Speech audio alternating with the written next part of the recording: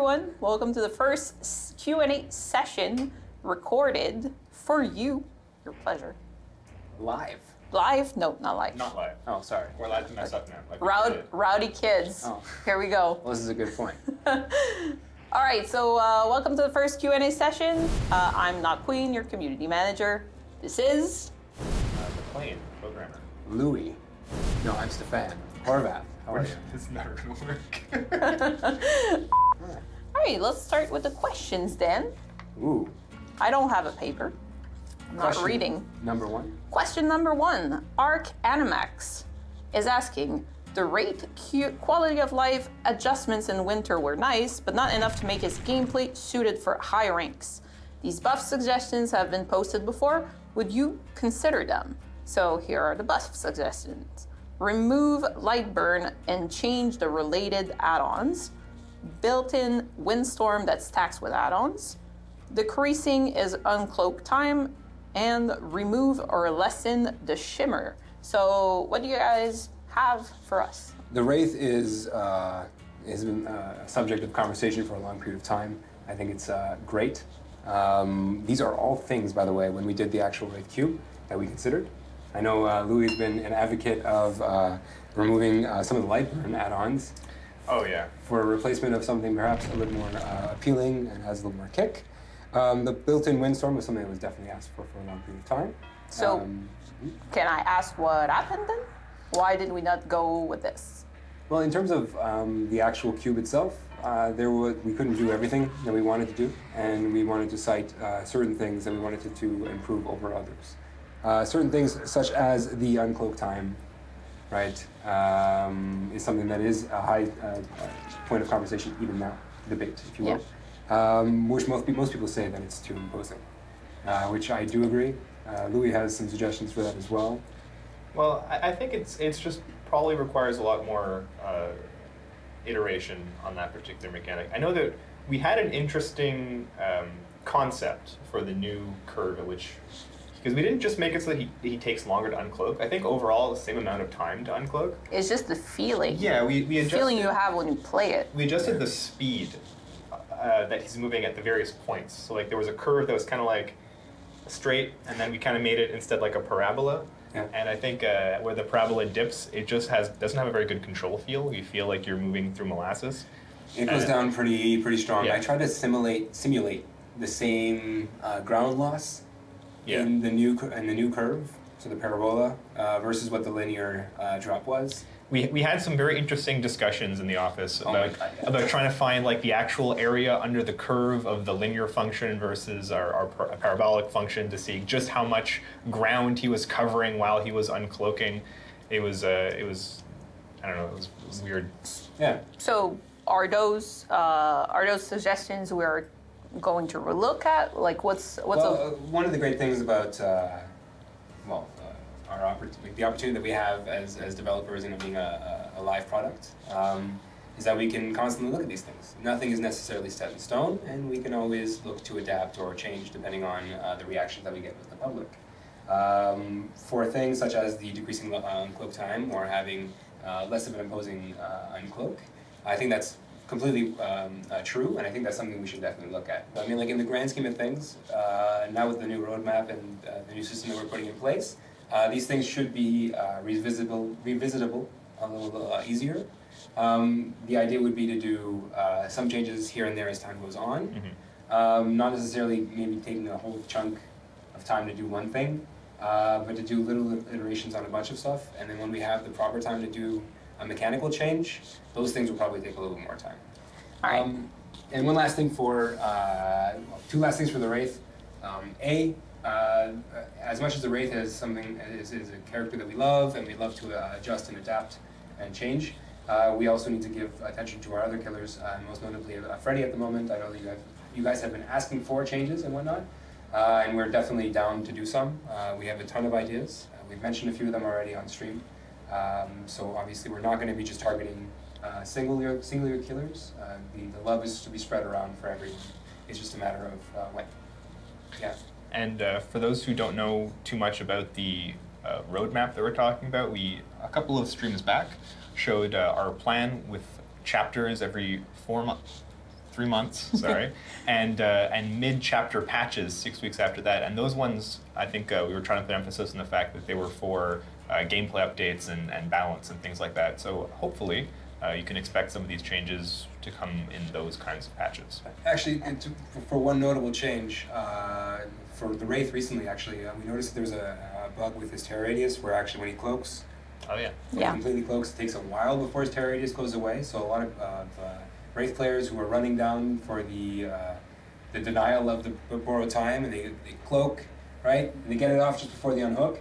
Your terror radius is actually starting to fade at the end of the uncloak, or sorry, the cloak, which means that sometimes they are still in your terror radius, especially if you're right behind them, as it takes several seconds to go away. So basically, they get borrowed time, and you're frustrated. Yeah. This is a fun tangent. Essentially, we I don't exactly remember how long ago this was, but we took another look at terror radius, and there were things that change your terror radius, things like insidious, things like cloaking, things like the pig crouching. And when they would do these things and we decrease the terror radius fast, it was very obvious to survivors because the terror radius was there and then it wasn't. It's like, oh, the person just did their ability. And so we had a bright idea along the lines of let's make it so that terror radius fades in such a way that it's much harder to tell if it's because somebody activated an ability or if it's because they walked away. Yeah. And that's what's in the game right now. I don't know if we even At really the same announced time, it. for players, players realized it, specifically with Insidious. Yeah. So at the same time, it prevents people from doing Insidious baits in Chase. So it has kind of a two-sided coin. Actually, I would think that would make insidious baiting better because it sounds like you walked away, rather than it sounds like you just stood still. It depends on, I guess, how you Exactly perceive it. how you yeah. Anyway, it was a big change, and one of the unintended knock-on effects was making it Mr. Wraith. Mr. Wraith, exactly. If you before you could cloak to bait borrowed time, and now you can't do that anymore because it takes too long for your terror radius to fade. And really the unfortunate part is that the killer doesn't have any indication of what his terror radius currently is. No feedback, yeah. So it's not really intuitive, which is not what we want, what we're aiming for when we do these kind of designs. With that being said, the change that we are aiming to do for this this bug fix and obviously this adjustment of the killer's power would be to start fading the terror radius at about halfway through the cloak. Right? What this would allow you to do as a Wraith would be to actually halfway cloak during a chase and fake to a certain extent that you're going to fully cloak. It will start shrinking the terror radius. I don't know how usable this would be. People already fake the cloak to make people drop pallets, for example, and stuff like that. So, Absolutely. So that would just be another level to it. So I'd love to see if this is something that is actually something that is actually interesting. Right. Especially for borrowed time like fake outs. You could in theory go to almost a full cloak, almost 99%. If the uncloak or unhook happens in that time period, your terror radius might be close enough, right, to make it so that you deny the unhook even without cloaking. No, that would be awesome. Really awesome. Material to work. Exactly. And then we can even have a whole question on terror radius that we invent out of nowhere because that was a whole explanation. The question is, and this comes back. All right, let me ask you the next question. So, when will the huge perk rework come out? And then, what huge perk rework? When's the huge perk rework coming? Well, we were looking for Christmas. Wait, last year? This year. This year. Last year was letting killers swap powers. Okay, so. That was an error. Oh, no, that was 2 years ago? 2016. Oh, wow, it's been a long time. Yeah. 3 years. Fun. So, sorry, I lost my train of thought. I can ask this. Where were we? We can cut it. That's okay. Yeah, that's what I mean. Well, I mean, like, unless we're going to add this and then we're going to segue to the next part. When will the huge perk rework come out? Yeah, so the huge perk rework. What huge perk rework was your question? Yeah. That's a great question. I don't think we should put to do all the perks in one balance patch would be quite interesting. It would shift everything, and shift the meta, but I don't think that every perk necessarily needs to be adjusted. I think it would maybe be a little bit of overkill and wouldn't really give us a good baseline as to what we're aiming for. So I think what we should expect as time goes on is smaller groupings of perks that are fixed, perhaps with certain themes or thematic aspects that we're aiming to, or certain thematic aspects where we can envelop these ideas into one. So for example, what all the X perks. It could be at all the same hex time. perks. It could be all the obsession perks. It could be just Lori and her perks. It could be Lori and Myers, because I know that they are perks. Those are perks that we definitely want to adjust. We already have ideas as well for Lori and whatnot that we'll be testing out for Decisive Strike. So that might be a package with that, or we can use Decisive Strike with self-care and sprint burst. So what we showed a few weeks ago about DS, so Yeah. that's not coming right now. That is not coming in the PTB Okay. or in June. We'll be looking to do that in the next PTB. We're going to control it a little bit more in terms of what we're going to see for the next PTB. And then for the balance patch, which is the 6 weeks following it, or the mid-chapter patch, I'd rather call it, we will look into re-adding Decisive Strike. Whether it's going to be in the form of broken, so once you use it, you'll be unable to heal yourself, kind of like no mither, but without all the effects of no mither. Or another completely different thing. I've seen ideas of stunning the killer in place instead of him dropping you. You would basically buy wiggle time, or maybe you can give your Some teammates people- time to set up. So. Some people like the idea to also say, okay, on first pickup, you have to use it. Then you are in the no miter state for the rest of the time. Yep. So if your first pickup is at the end of the game, basically you are good enough to not get caught before it, so you can use it as a, get out of jail free card. But at the same time, if you get caught early, you use it now or not. So it's an interesting question as well. Sorry, we're going to go on a little tangent, but Decisive Strike, if you use it earlier in the game, it means that you have less pressure to stop gens, right? Yes. Because in theory, it means the chases are longer. So if we were to shift the Decisive Strike use to the beginning of the game, and then everyone seems to get caught, right? I think the successive chases would be shorter, but will it be short enough for the killer to actually have enough pressure? It seems like it's problematic early game and it's problematic late game. I think everyone's played games as killer where it seems like it took you forever to down that first guy. Oh, and the gens are popping, So and then you pick it up and the guy runs off and you say, well, dang! It just seems like I lost half my game in the early game because of Decisive Strike. And then on the other hand, it's problematic late game because it means that if the door is open, there's almost no risk for a survivor who has their Decisive Strike up. I'm trying to extrapolate on this, so it's basically always kind of a problem. It's problematic at essentially all points. It's the term I like is unsafe at any speed. All right. So let's go back to the subject of the huge perk rework. So basically, the idea would be to have a few changes to specific perks in every patch. That would be great. I think that would be the ideal. We'd love to do that. So Plus, even for balance, it seems better to make a change, see the result, make a change, see the result, rather than to try to create a mega patch that comes in and solve changes everything. changes everything everything. because it's gonna solve some issues, and then meta's gonna shift, and there's gonna be other issues. So you wanna kind of like bring perks up and down a little bit, Tease the meta. yeah. So no huge perk work, small changes to specific perks every patches. It might end up that we get crazy and we do just like, I don't know, A 30 larger perks in perk one would shot, work, but it's not going to be all of them at the I'd be same time, surprised. I'd be right? surprised. Yeah. Speaking of sort of themed perk reworks, Oh. something that I was hoping for, and I hope that we've already announced this, but otherwise I'll have to cut the whole thing. But the fact that characters will be starting with their own perks unlocked. I'm not sure we already. No, I don't think we already said that. All right, so I guess I don't know if it's a problem. I don't know if it is. Just go All right. ahead, So- say it, and so, if we have to cut it, there we we're go. going to Let's do it. assume. Okay, so characters starting with their own perks unlocked is very interesting because it essentially turns characters that you haven't leveled up. They're basically a whole bunch of different loadouts that you can try. So what would really be great is if each one of these characters offered a default loadout that had some kind of synergy. Yeah. So, for example, it would be great if we could adjust all the perks such that Dwight actually, right off the bat, before he put any perks in, he's got, here's a guy and he's got a perk set up already ready for me to test, which really We're talking teachable encourages- perks right here. Yeah, yeah. Right, okay. Unique perks there. Yeah, unique perks, teachable perks. The idea being that you fire up your game for the first time and you go and you're trying to pick a survivor and you pick the survivor and right away he's got 3 perks or she's got 3 perks And 3 perk slots? and 3 Or- perk slots. Oh. That's not true. Although yeah. that's not actually happening. Anyway, that all work One thing at a together. time. that all work together. And so you're like, okay, I want to be a healer. I'm going to play Claudette, and her perks actually do that. I want to play a team player, and you go to Dwight, and he actually does that. And so for some of our characters, like actually Claudette's a good example, this actually already works. You want to be a healer, you pick Claudette. Her perks all work together for that play style. Yeah.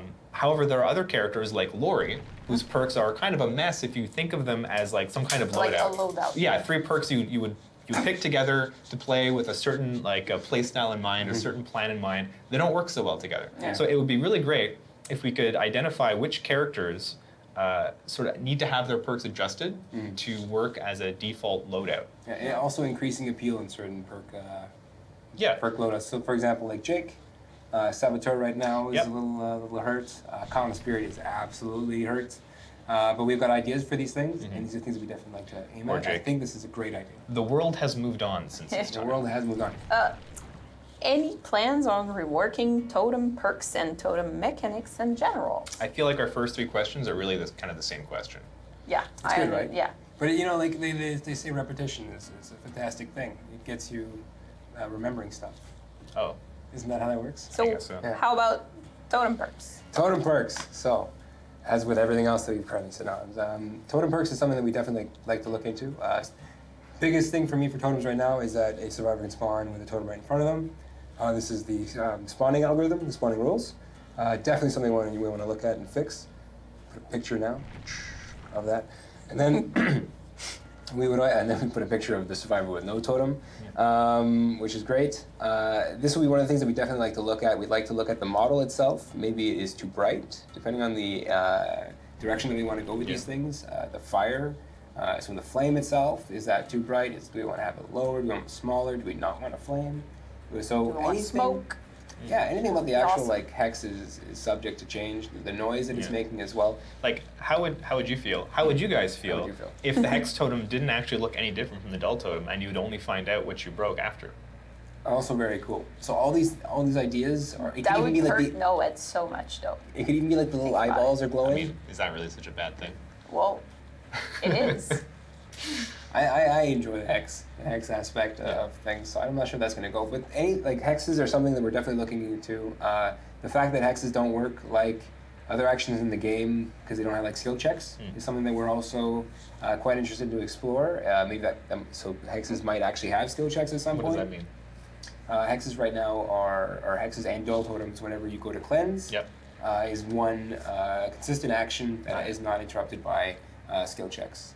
A lot of our other actions in our game, especially a lot of the charge actions, do have skill checks, so it's a little weird, Yeah. like inconsistent. That And they even hex have don't like if you stop a chest in the middle, there's a sound for the killer. So for hex, there is nothing unless you use Trail of the Hunt. exactly. So Thrill of the Hunt is also another point that I would love to modify. It's not as a support perk. It being linked to one of the totems hurts it a lot. Yeah. So there's designed to be rethought in So maybe that. having it not as a expert. Could be just a support So perk. you put it as a support perk, and then you put all your X perks Could be. together with You it. could also have, we could do a bunch of stuff. There's people talking about having a totem that acts as like a decoy or an aura reader, right? So when you walk through it, you kind of get like an indicator. So there's a lot of ideas that we can explore with the hex totem. I think it's a fun mechanic that we can play with. I know there's a lot of questions also about warning the survivors about the hex totems. So we have issues where when you get your first skill check on a generator, you're aware that there is lullaby on the map. Even though it's not affecting Even you. though it's not affecting you yet. So are we looking into changing the that whole too? the whole thing has to be ironed out and made very clear and consistent. So that means that looking at all the different components of the hex totems and making sure that it wraps in nicely. I think we can have an approach of improving different components. Like I don't believe that the spawning rules of spawning a totem in front of the survivor or killer needs to wait for all the other changes. I think that's still something that's very important. But for the rest of the changes, the bigger changes, the mechanical change, the perk changes, this will come a bit further. But yeah, it could be part of one of those like perk packages. Talking about lullaby again, there was this question about it's not affecting every skill check. So, for example, the jigsaw boxes, boxes were stuff in- like it I think was some it of them was a are decision if They're I excluded remember on correctly. purpose. Yeah. Yeah, and then we realized, well, maybe it shouldn't be. that way. So It's a tough call. I know that the jigsaw box in particular, if you mess with it too much, it starts feeling very unfair. And while it is true to the character of Amanda, then it's also not necessarily the most fun gameplay experience. So we have to balance that a little bit. Yeah, we want to keep it fun. So that's the goal of our changes. Or a blindness hides jigsaw boxes when?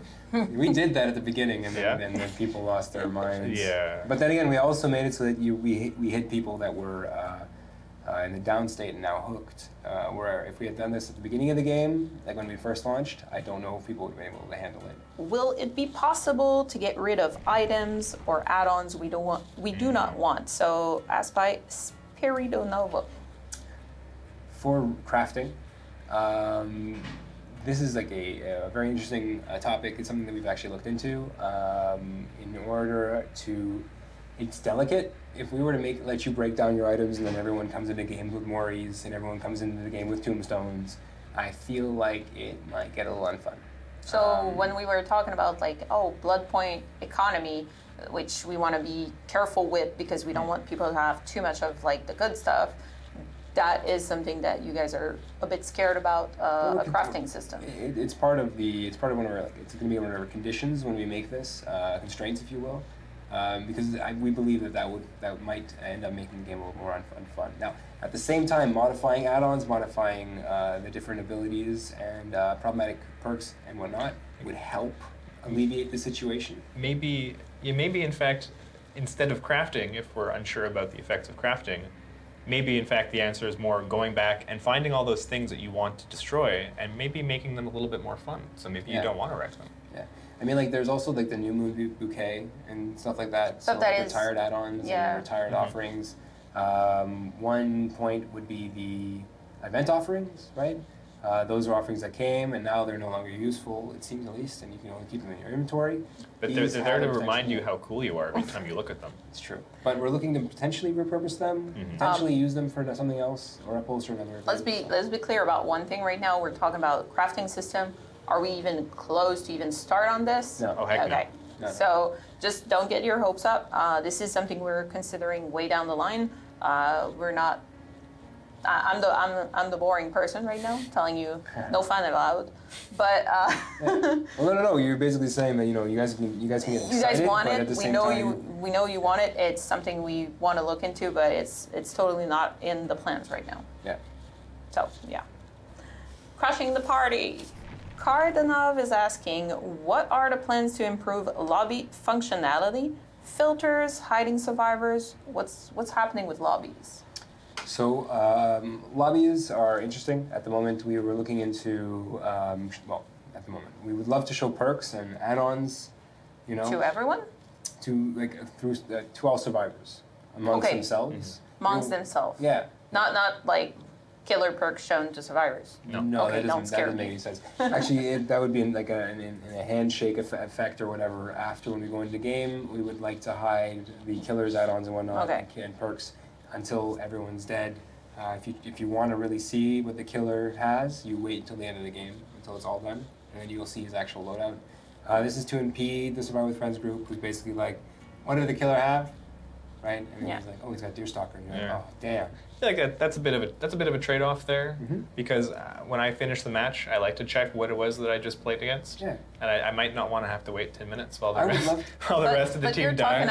You're talking about a solo player. Yes, playing from the perspective of a solo player. And on the other hand, so that's the other thing is people with Survive with Friends absolutely do take advantage of that. Oh, that one's a good one. Sir. Sorry for your name. Yeah. There's a lot of matchmaking issues right now. What's up with that? What's up with that? What's up with the matchmaking issue? So we've gotten a lot of reports, specifically from high-rank killers, is where the majority of the issues seem to be happening.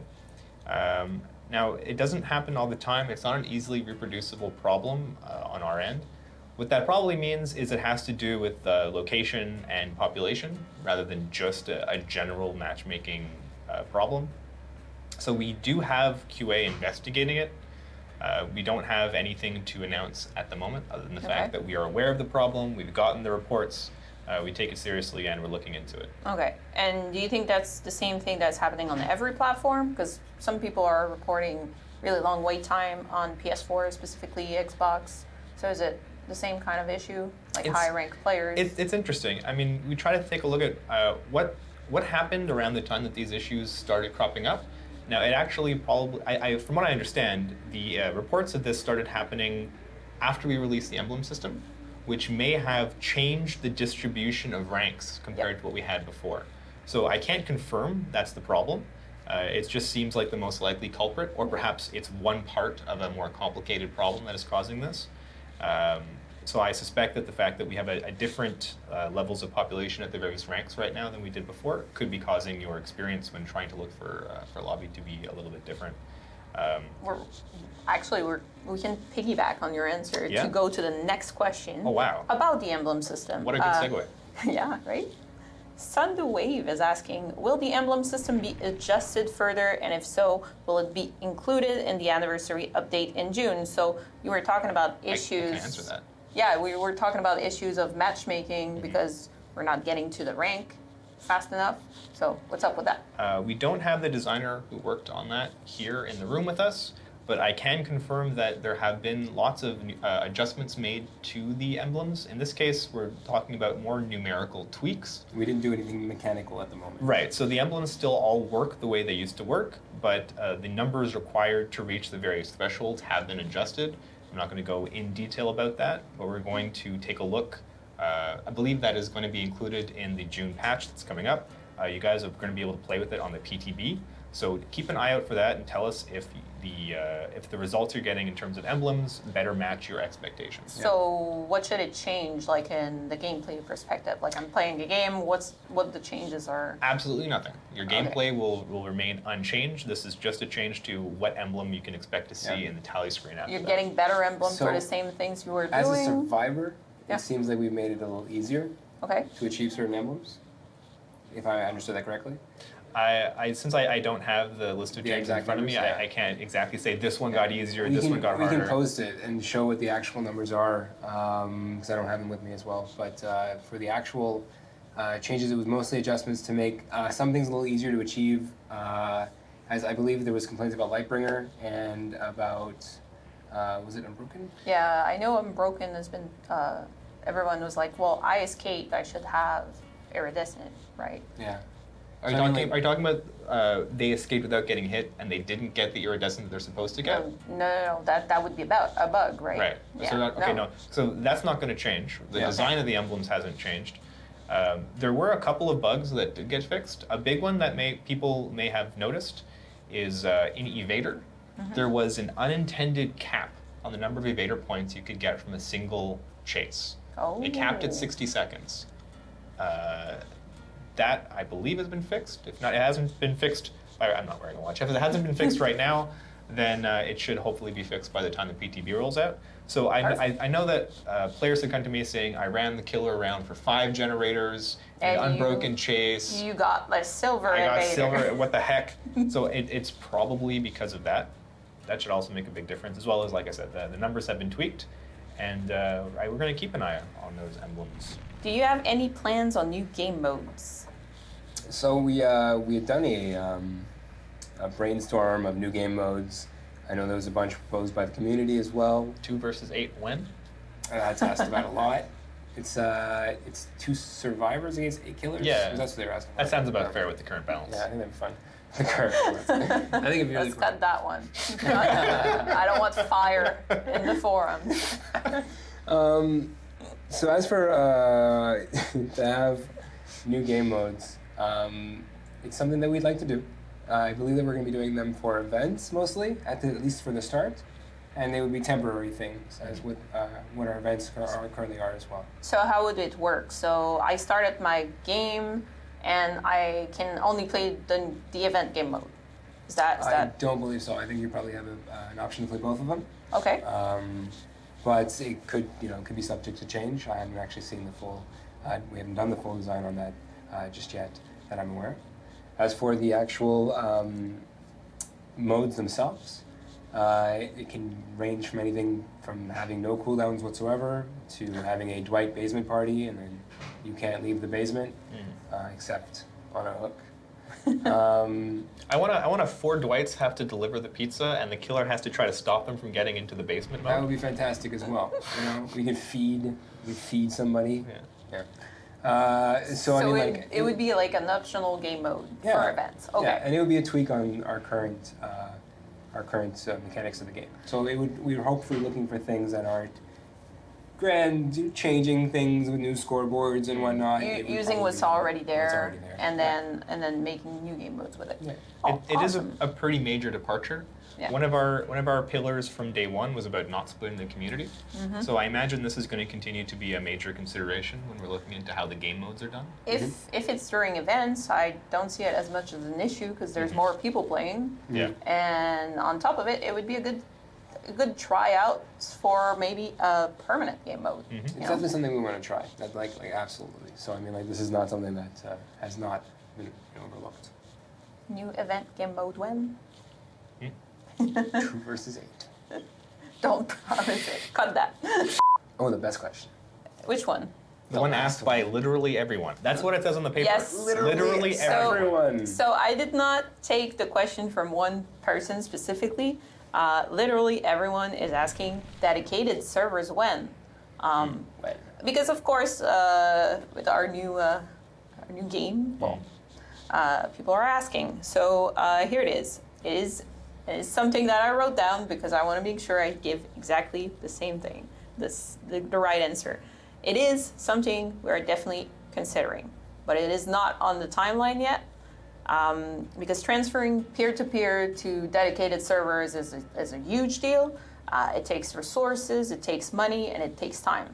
So it's something we are definitely considering. And when we say considering, it means looking into like how much resources it would take, how much time it would take. So we're scoping this, and we'll see.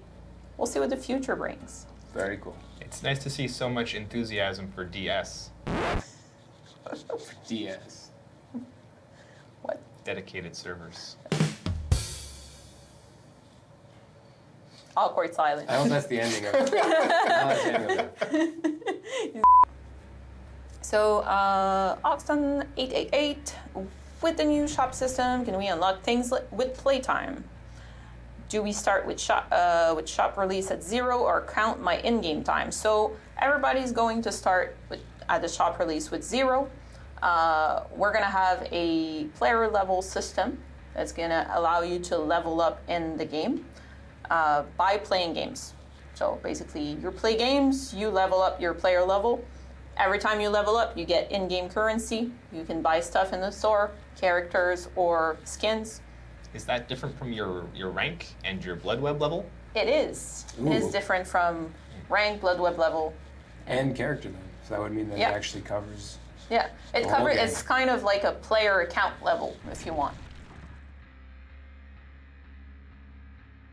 So I hope everyone liked the first official recorded Q&A. With the new forums, actually, and we're already doing this on Reddit every week, but there is a weekly Q&A on Reddit, though, so we write down some answers for you guys every Tuesday. But we are launching the new forums in a few weeks, and there's also going to be that kind of Q&A on every week.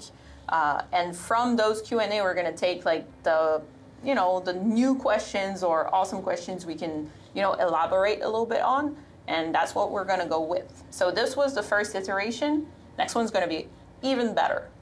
Promise. I like to hear that. Yeah. Cool. Thanks a lot. Thank you, Gab. Well, thank you guys. Yeah, man. Thank you guys. Did we do that? You got 2 of them? I got so many fingers. It's not okay. Awkward moment.